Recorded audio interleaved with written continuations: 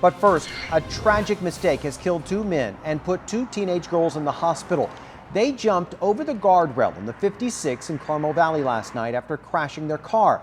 But the ground on the other side was 80 feet below. Witnesses said they were trying to avoid traffic. They also say there were 2 other people who didn't jump but walked off and still haven't been found.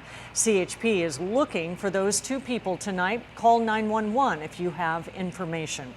Earlier this year, Team 10 discovered 3 incidents where people lost their lives falling off of San Diego area bridges in the span of a year. At the time, though, there were calls for safety changes on local bridges. Our Team 10 investigator, Adam Recruzen, he joins us now with whether or not that's happened. Adam. Yeah, as far as safety goes, nothing that we've seen or that we've been told about, although Caltrans tells me they will be looking into this recent incident.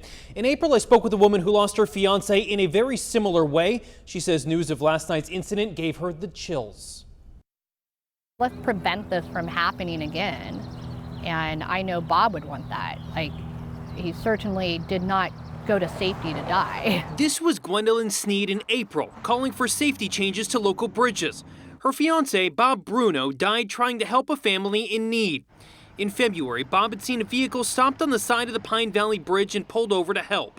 While doing that, there was an accident and a vehicle came barreling toward him. Bob jumped out of the way to avoid being hit, but instead of landing on solid ground, fell into the canyon below. I think Caltrans just needs to take a look at what the safety measures could be. Team 10 discovered 2 other incidents where people lost their lives falling off San Diego area bridges in the span of a year.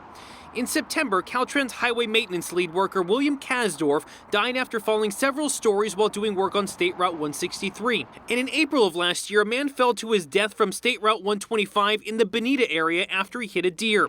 Authorities say it appears he jumped over the side of the bridge, maybe to get into a safe location, and didn't realize there was a 40-foot drop. Those are the incidents we know about.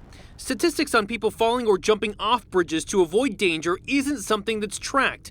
But based on what we've discovered, back in April, I asked Caltrans about safety when it comes to bridges and overpasses. We are always looking for improvements of safety, whether it's on our bridges or on our regular highways. In a statement today, a spokesperson tells Team 10 Caltrans extends its sympathies to the families of the deceased and hopes for a quick recovery for the injured.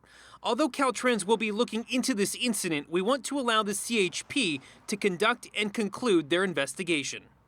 And back in April, we went out with the CHP, as you can see right here, to talk about bridge safety. They say if your vehicle gets stuck on a bridge, get to a safe location. If that's not possible, the best thing to do is stay in your car, leave your seatbelt on, and call 911. Adam Recruzen, Team 10.